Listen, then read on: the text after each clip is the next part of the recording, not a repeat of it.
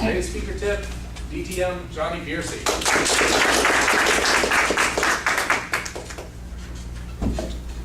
Have you ever gotten up to give that perfect speech? You worked long, you worked hard, and you just know it's going to be a winner.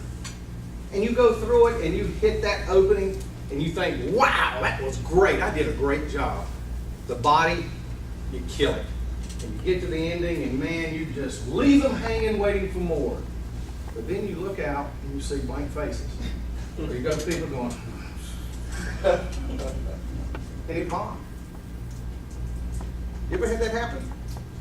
I think everybody has had an experience where things didn't go like they thought they should. And you wonder why.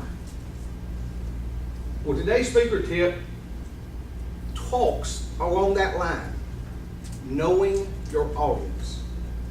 I think one of the biggest failures that we have as speakers is that we do not learn or know our audience before we walk in the room. Now, the problem many times is probably because we're Toastmasters. And we go into a Toastmaster room and give that speech, and everybody clap, yay, woo, woo! That's after they woke up. You know, they didn't really hear it. They're supportive because that's what we do in Toastmasters.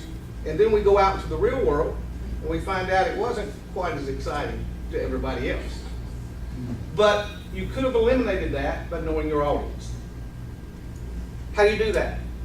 Well, immediately upon getting a gig to go speak somewhere, or not getting paid for it even, but you might go to the Rotary Club or you might go to a big convention. The first thing I always try to do is do some research on that group, whoever it is. One, somebody invited you. Get information from them. Ask them what they're looking for.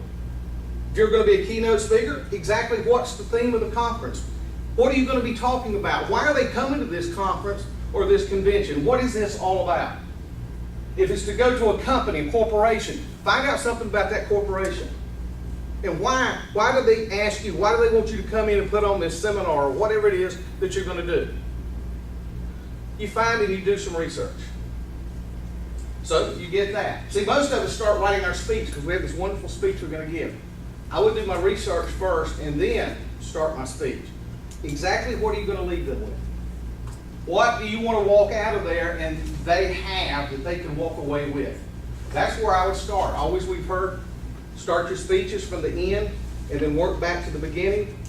Well, that's how you do that. You do that research. But then when you walk into the room, a lot of people come rushing in at the last moment. Yeah, I'm ready. Whew, sorry, I'm running away. Wrong approach.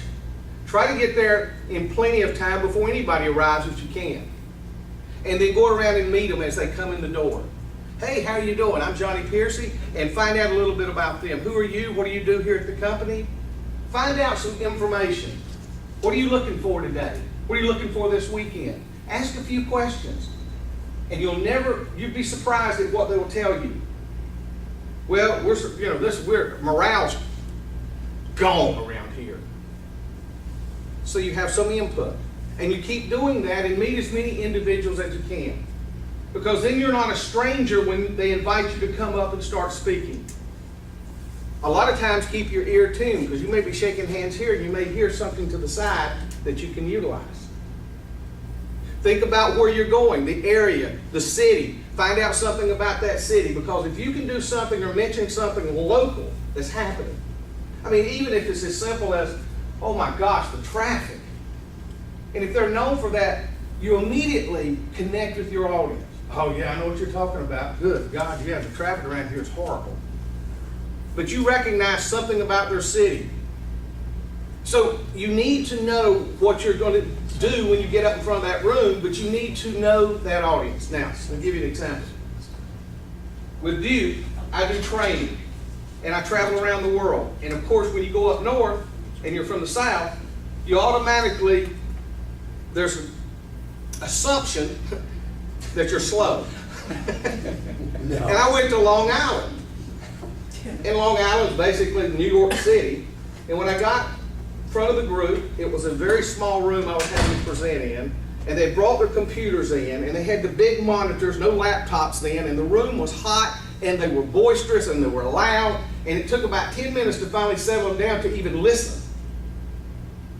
And I introduced myself, and I said, just something, I know you probably don't recognize it, but I have a little southern accent. I'm from the South, and everybody snickered. They thought that was funny. And I said, but what I want you to understand is something else that's a misconception. And they're like, what? I see, here in the North, you guys speak real quick. Your life is fast, and you're all the time on the go. And they're nodding, yes, yes, yes. And I said, we're in the South, we're a little bit slower, a little bit more laid back. Don't speak quite as quickly as you do. But here's a little secret that you don't know. We like to get to the end of the sentences just like you do at the same time. So the way we do that is we just drop off some non-essential letters, like G's, so that we're running, and it gets us there. We don't have to say it quite as fast, but we arrive at the same time. And they all just laughed and carried on. See, self-deprecating humor will win them over. From that point on, I'd walk in the room the next time we were having a training class, and it was loud and boisterous. One of them would say, "Hey, shut up!" Go ahead, Johnny. And they were all excited. As I knew a little bit about them, I made fun of myself and was willing to laugh at myself. So, what have we learned? Before you go speak, please find out something, do some research so that you'll know your audience. What is it that they need? Find out from the planner, if you're working through a meeting planner, what is it exactly they're looking for. If you can send any letters or notes or know anybody within the company, find out what's going on. When you get there early enough that you can meet the individuals. Not just rush in, or if you get early enough, don't sit in a corner and just be arrogant and don't speak to anybody. And then when you get in front of the group, think about what you heard from people, utilize that. You have to do a little bit on your feet where mention something local. And then be willing to laugh at yourself. That helps to open up with an icebreaker for them to accept you. And then, with a tremendous speech, you'll have them in the palm of your hands.